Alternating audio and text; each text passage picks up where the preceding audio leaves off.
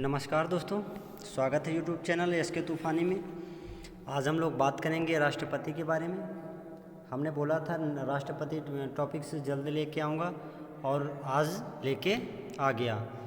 राष्ट्रपति टॉपिक ऐसा टॉपिक है जिसमें से एग्ज़ाम कोई भी हो, राष्ट्रपति टॉपिक से कोई ना कोई रिलेटेड क्वेश्चन आप लोगों को मिलेगा। टाइम ना गवाते हुए हम लोग शुरू कर देते हैं, सीधा पॉइंट वाइज हम लोग धीरे धीरे पढ़ते ख़त्म कर देंगे। आइए दोस्तों, हम लोग शुरू करते हैं। हमारा राष्ट्रपति से संबंधित कौन कौन से महत्वपूर्ण पॉइंट हैं। सबसे पहला पॉइंट हमारा क्या है, राष्ट्रपति का पद कहाँ से लिया गया है? अमेरिका से लिया गया है। जो अमेरिका का राष्ट्रपति होता है वो 4 साल के लिए होता है, भारत का राष्ट्रपति 5 साल के लिए होता है। दूसरा क्या है, राष्ट्रपति के लिए 50 प्रस्तावक होने चाहिए, 50 अनुमोदक होना। अनुमोदक का मतलब होता है समर्थन में। ये बात आप लोगों को समझ में आ गए होंगे। कार्यपालिका का अध्यक्ष होता है हमारा राष्ट्रपति, और कार्यपालिका का वास्तविक अध्यक्ष कौन होता है? हमारा प्रधानमंत्री। ये क्वेश्चन हमारा पूछा जाता है। अगर वास्तविक यहाँ पे जोड़ दे, कार्यपालिका का अध्यक्ष पूछे तो राष्ट्रपति, अगर वास्तविक अध्यक्ष पूछे तो हमारा प्रधानमंत्री। आइए दोस्तों, हम लोग नेक्स्ट पॉइंट देख लेते हैं। नेक्स्ट पॉइंट हमारा है, भारत का प्रथम नागरिक कौन होता है? हमारा भारत का राष्ट्रपति। और भारत का जो प्रथम नागरिक कौन है? राष्ट्रपति। सर्वोच्च पद क्या होता है? राष्ट्रपति। आइए अब हम लोग पढ़ेंगे अनुच्छेदों के बारे में, जो ये संविधान में हमारे बहुत ही महत्वपूर्ण तरीके से हमने सेट किया है। संविधान में कौन कौन से अनुच्छेद राष्ट्रपति से रिलेटेड हैं उनके बारे में पढ़ते हैं। सबसे पहले हमारा अनुच्छेद आता है 52। अनुच्छेद 52 में राष्ट्रपति के पद का वर्णन है। फिर हम लोग देख लेते हैं अनुच्छेद 53।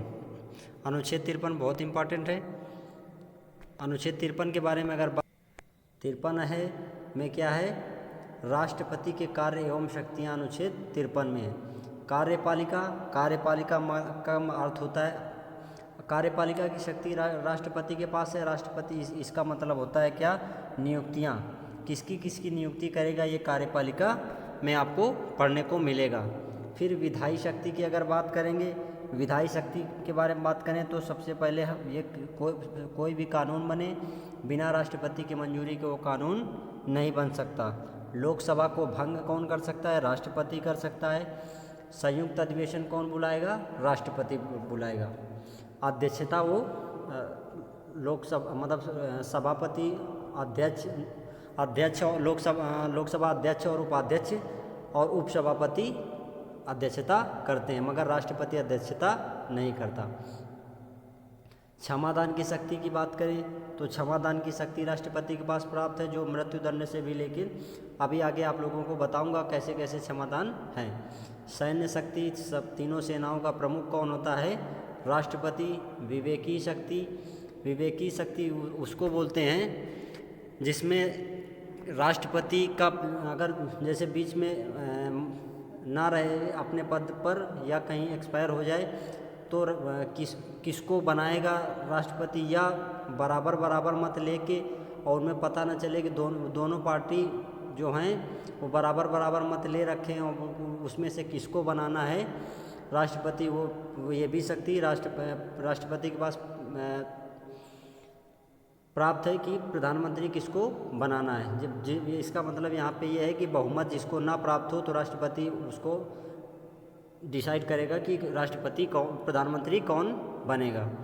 आपातकालीन की शक्तियाँ, जो हमारा राष्ट्रीय आपातकाल, राष्ट्रपति शासन और वित्तीय आपातकाल जो लगता है, उसकी भी शक्तियाँ हमारे राष्ट्रपति को प्राप्त हैं। वीटो शक्ति जो 3 प्रकार की हमारी वीटो शक्तियाँ हैं वो हम लोग आगे पढ़ेंगे, उसके बारे में भी राष्ट्रपति को शक्ति प्राप्त है। आइए दोस्तों, अब हम लोग देख लेते हैं अनुच्छेद 54।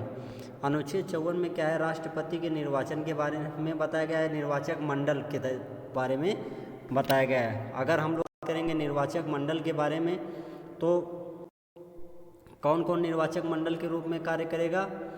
सबसे पहले मैं बता दूं, लोकसभा के सदस्य, राज्यसभा के सदस्य और विधानसभा के सदस्य राष्ट्रपति के निर्वाचन में भाग लेते हैं। एक बार आप लोगों को फिर से बता देता हूँ, लोकसभा के संसद के लोकसभा के सदस्य और राज्यसभा के सदस्य और विधानसभा के सदस्य राष्ट्रपति के निर्वाचन में भाग लेते हैं। दिल्ली और पुडुचेरी के जो विधानसभा हैं इनके भी सदस्य भाग लेते हैं, किंतु विधान परिषद के सदस्य भाग नहीं लेते। आइए अब हम लोग 55 के बारे में देख लेते हैं। 55 में निर्वाचन की पद्धति है जो एकल मत संक्रमणीय पद्धति है, उसके बारे में अभी आगे आप लोगों को बताऊंगा।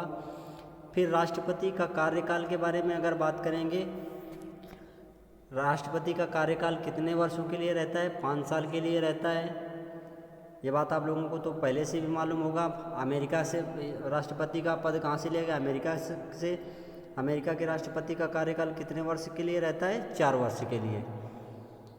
आइए दोस्तों नेक्स्ट पॉइंट हम लोग देख लेते हैं। अनुच्छेद 57 पुनर्निर्वाचन।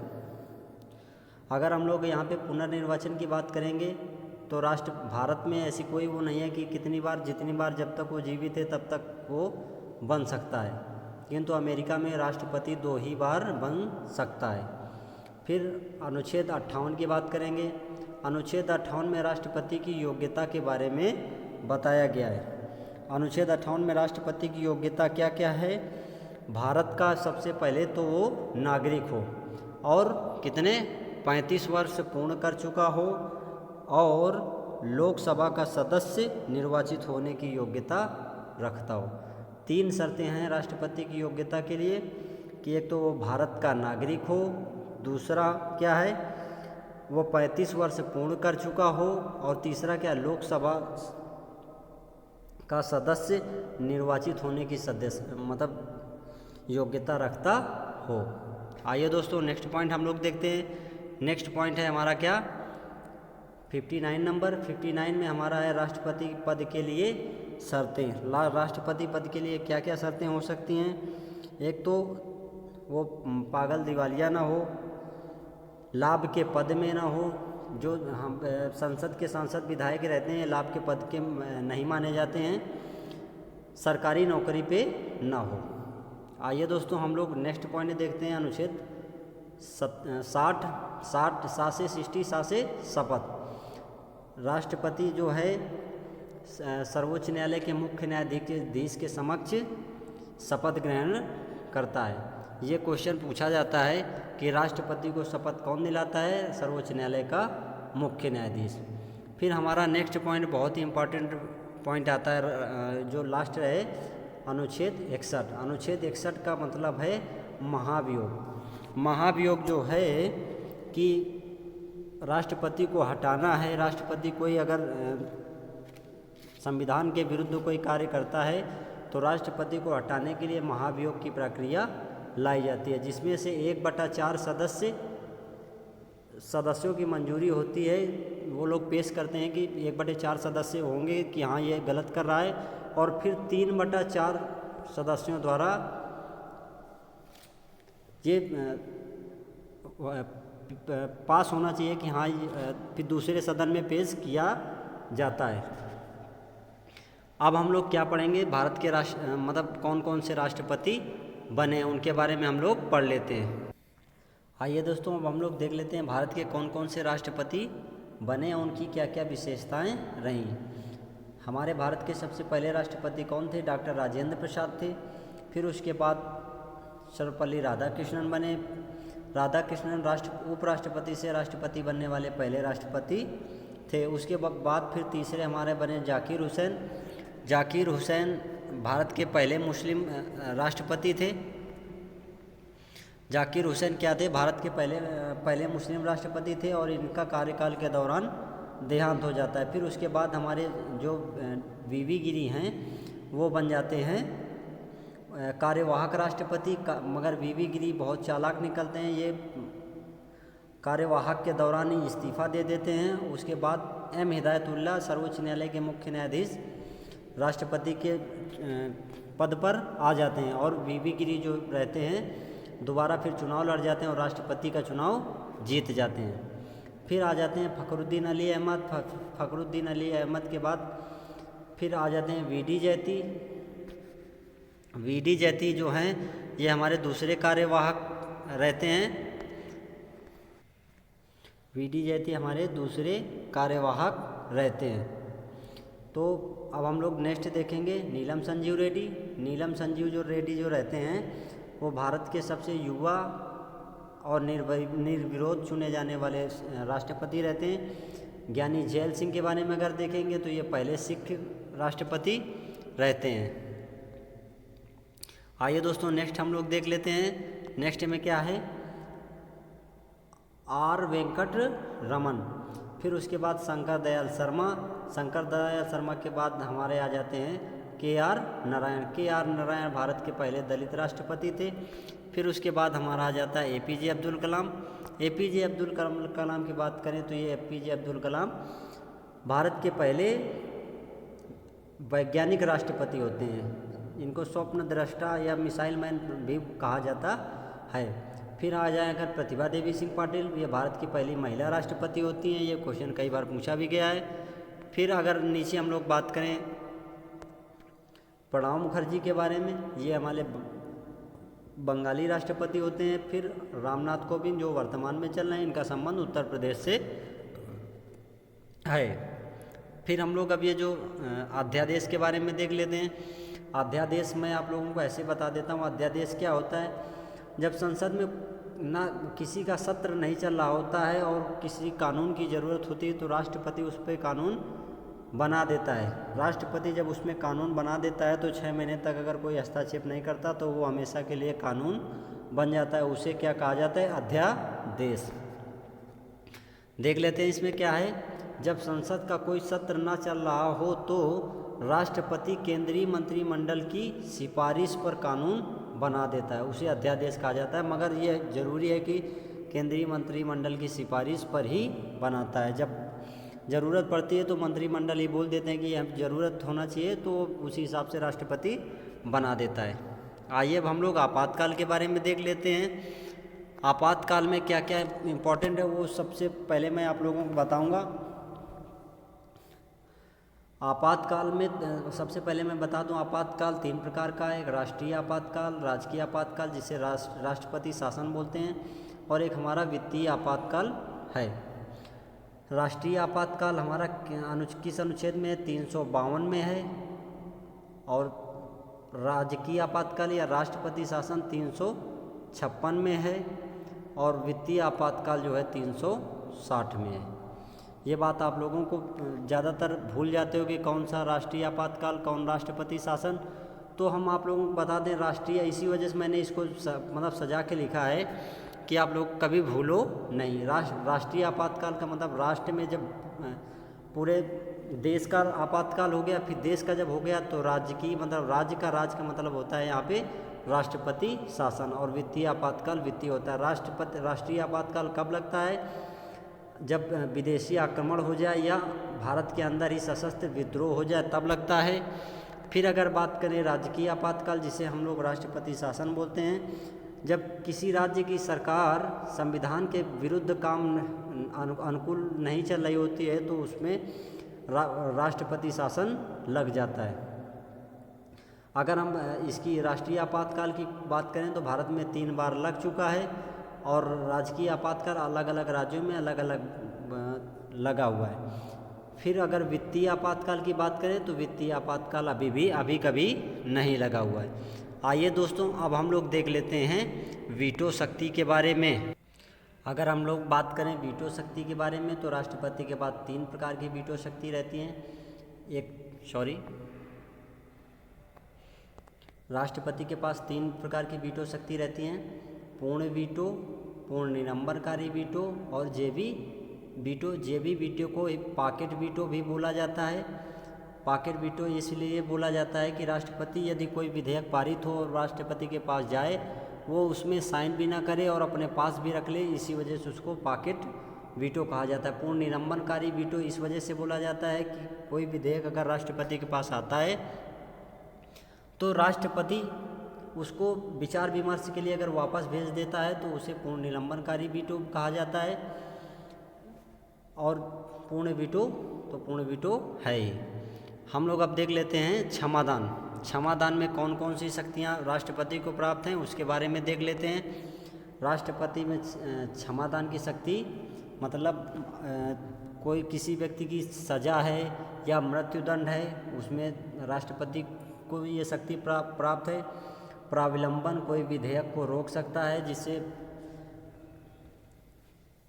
किसी धन को रोक सकता है, जिससे क्या होता है कि वह व्यक्ति अपना पुनर्विचार के लिए याचिका डाल सकता है। परिहार का क्या होता है? परिहार का होता है कि किसी व्यक्ति का अपराध वही रहे किंतु सज़ा कम कर दी जाए। और लघुकरण क्या होता है? अपराध भी कम कर दिया जाए। जैसे किसी व्यक्ति को मार दिया, मारने की सज़ा क्या होती है? फांसी है तो फांसी को भी कम कर दें और मारने की सज़ा को कुछ कम कर दें, मतलब मौत की सज़ा को लघुकरण कर दिया जाए। अगर अब हम लोग बात करेंगे नियुक्तियों की, तो नियुक्तियों के बारे में हम लोग देख लेते हैं कि कौन कौन सी नियुक्तियां राष्ट्रपति करता है। राष्ट्रपति प्रधानमंत्री के सलाहकार की नियुक्ति राष्ट्रपति करता है। मुख्य न्यायाधीश की नियुक्ति कौन करता है? राष्ट्रपति करता है। नियंत्रक एवं महालेखा परीक्षक की नियुक्ति कौन करता है? राष्ट्रपति करता है। महान्यायवादी की नियुक्ति कौन करता है? राष्ट्रपति करता है। उसके बाद हम लोग देख लेते हैं राज्यपाल की नियुक्ति कौन करता है? राष्ट्रपति करता है। चुनाव आयोग की नियुक्ति कौन करता है? राष्ट्रपति करता है। वित्त आयोग की नियुक्ति कौन करता है? राष्ट्रपति करता है। फिर नेक्स्ट हम लोग देख लेते हैं उसके आगे, जब वित्त आयोग हो गया तो महिला आयोग की नियुक्ति कौन करता है? राष्ट्रपति करता है। मानवाधिकार आयोग की नियुक्ति कौन करता है? राष्ट्रपति करता है। जो विदेशों में भारत से लगे राजदूत हैं उनकी नियुक्ति कौन करता है? राष्ट्रपति। ये क्वेश्चन पूछा भी गया, क्वेश्चन है कि राजदूत की नियुक्ति कौन करता है? वो कौन करता है? हमारा राष्ट्रपति। आइए अब हम लोग संयुक्त अधिवेशन के बारे में देख लेते हैं, जो एग्ज़ाम की दृष्टि से महत्वपूर्ण है। संयुक्त अधिवेशन हमारा अनुच्छेद 108 में है। संयुक्त अधिवेशन 108 में है। राष्ट्रपति को संयुक्त अधिवेशन बुलाने की भी शक्ति प्राप्त है। संयुक्त अधिवेशन जब कोई ज़रूरत हो, लोकसभा और राज्यसभा का एक साथ में सदस्य मौजूद हों, उसको संयुक्त अधिवेशन कहते हैं। संयुक्त अधिवेशन में क्या है कि लोकसभा अध्यक्ष और लोकसभा उपाध्यक्ष अध्यक्षता कर सकते हैं। लोकसभा अध्यक्ष, लोकसभा उपाध्यक्ष अध्यक्षता कर सकते हैं। और हमारे जो राज्यसभा के उपसभापति रहते हैं ये भी कर सकते हैं। अगर हम उसके बाद बात करें कि संयुक्त अधिवेशन किन किन के लिए हो चुका है, वो हमारा एक दहेज निषेध अधिनियम के लिए हो चुका है, बैंकिंग के लिए हो चुका है और आतंकवाद को ख़त्म करने के लिए हो चुका है। 3 चीज़ों में हमारा संयुक्त अधिवेशन हो चुके हैं। तो हमारा कितने बार संयुक्त अधिवेशन हुआ है? 3 बार। आइए दोस्तों, अब हम लोग मनोनीत के बारे में देख लेते हैं। राष्ट्रपति किनको किनको मनोनीत करता है? राष्ट्रपति आंग्ल भारतीय समुदाय के जो आंग्ल इंडियन रहते हैं उनके 2 सदस्य मनोनीत करता है। जिनके माता भारत की हो, पिता बाहर का हो, उनकी जो संतानें हैं उसमें से 2 सदस्य राष्ट्रपति मनोनीत करता है। फिर उसके बाद हमारा क्या है? कला है, साहित्य है, विज्ञान है, समाज सेवा, यानी कि हमारे 4 क्षेत्रों से राष्ट्रपति कितने सदस्य मनोनीत करता है? 12 सदस्य मनोनीत करता है।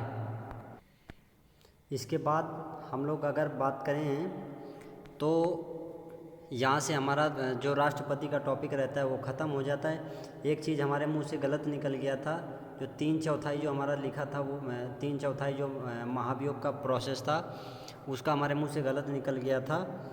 वो हमारा 2/3 बहुमत रहते हैं, 2/3 बहुमत से दूसरे सदन में पेश किया जाता है। ये बात आप लोग याद रखिएगा, ऊपर हमारे मुंह से वो थोड़ा सा गलत निकल गया था।